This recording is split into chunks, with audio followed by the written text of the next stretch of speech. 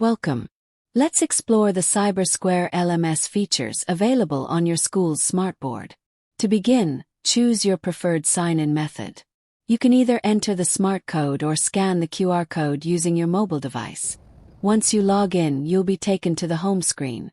In the Lessons section, you can easily locate your lesson plans by filtering them based on class and subject. Once you've found the lesson you need, simply open it to access all the associated materials. Next, click on Resources.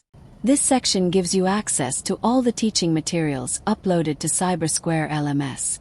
You can use the available filters to narrow down the resources based on your requirements and quickly locate the content you need during class. Simply select a resource to open and present it directly from the smartboard. If you have a scheduled virtual session, click on Online Class. You will see the list of upcoming and scheduled classes and join instantly from the smartboard without needing any additional setup.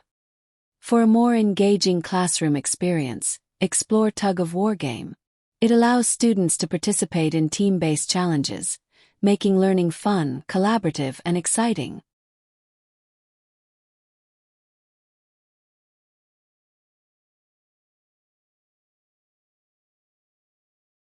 Finally, select the Logout option to securely sign out from the smartboard. Thank you.